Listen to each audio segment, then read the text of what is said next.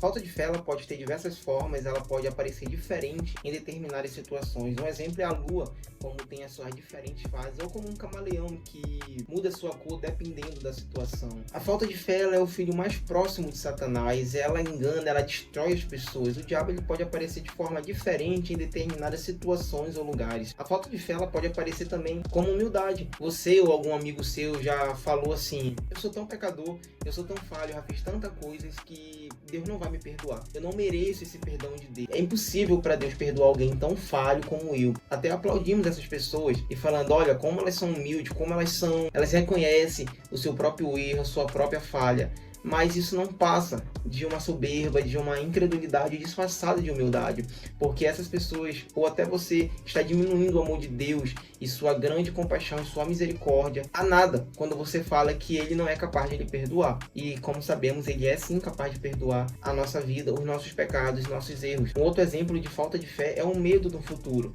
Achamos assim: será que no futuro Deus vai continuar nos amando? Será que no futuro Ele ainda vai ser fiel à promessa dele na minha vida? Será se no futuro eu não vou me desviar e com isso ele deixa de me amar? Ou será se no futuro é incerto para mim? Como é que tá meu futuro em questão com Deus?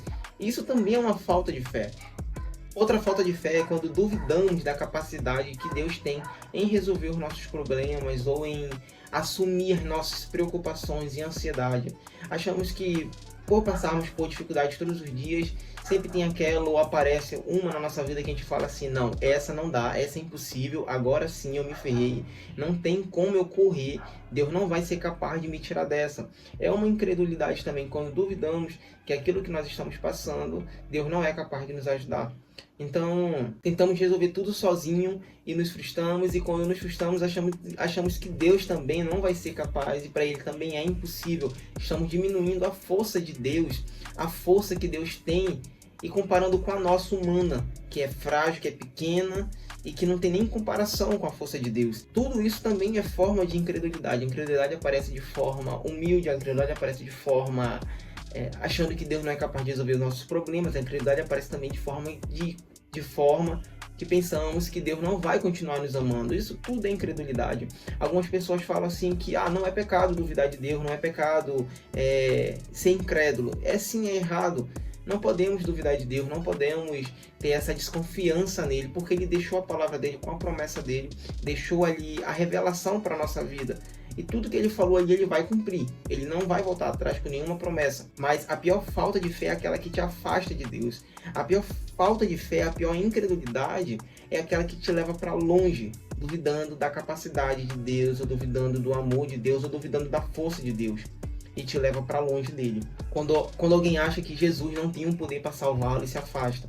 A incredulidade ela é como um muro que impede as pessoas de chegarem até Cristo. E o pior pecado, sem dúvidas, é o pecado de duvidar de Deus. É aquele que a pessoa blasfema e até fala que Deus não existe, como infidelidade ou como deísmo, achar que Deus está no céu e nós estamos na terra, ou como até o próprio ateísmo, dizer que Deus não existe. Essa é a forma da incredulidade em sua raiz, em sua essência. São frutos desse tipo de incredulidade que começa pequena e vai crescendo dia por dia. Esses são os piores erupções da falta de fé, são o pico da falta de fé. E a incredulidade ela atinge e a incredulidade ela mostra a sua verdadeira face.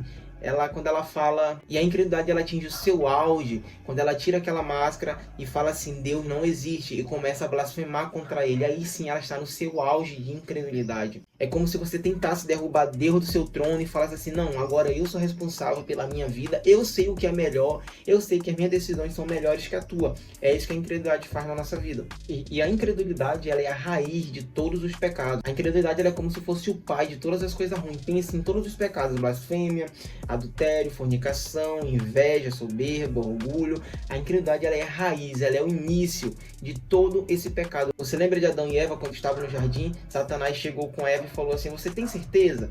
Você acha? Será que ele falou tudo isso mesmo? Será se você não tocar nesse fruto? Será se você vai morrer mesmo? A dúvida ela chegou e logo em seguida veio a desobediência.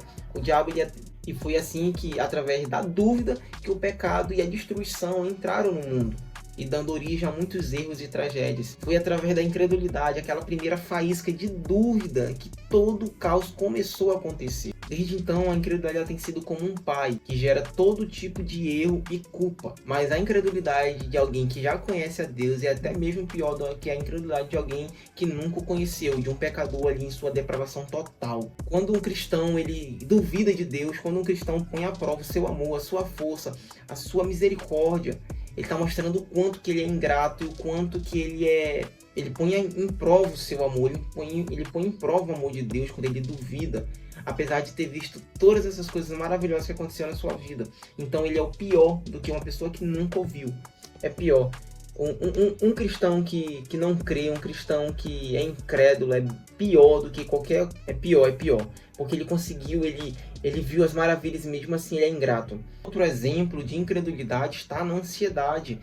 1 Pedro 5, versículo 7 fala assim: lançando sobre ele toda a vossa ansiedade, porque ele tem cuidado de vós. Essa frase lançando é uma continuação, é uma oração subordinada com o versículo 6, que está falando assim: sejam humildes, humilhai-vos vós, portanto, sob a poderosa mão de Deus, para que ele, em tempo oportuno, vos exalte. Esses dois versículos eles estão com uma conexão semântica, ou seja, uma conexão de causa e consequência. Quando Pedro fala assim, humilhai-vos, e depois ele fala, lançando sobre ele toda a vossa ansiedade, está mostrando o que para a nossa vida? Que quando lançamos sobre Deus a nossa ansiedade e os nossos problemas, estamos sendo humildes, estamos acreditando que Deus ele é melhor que nós para resolver aquilo. Por isso que no cristianismo tem algo lindo que é o que? Deus assumindo as nossas angústias.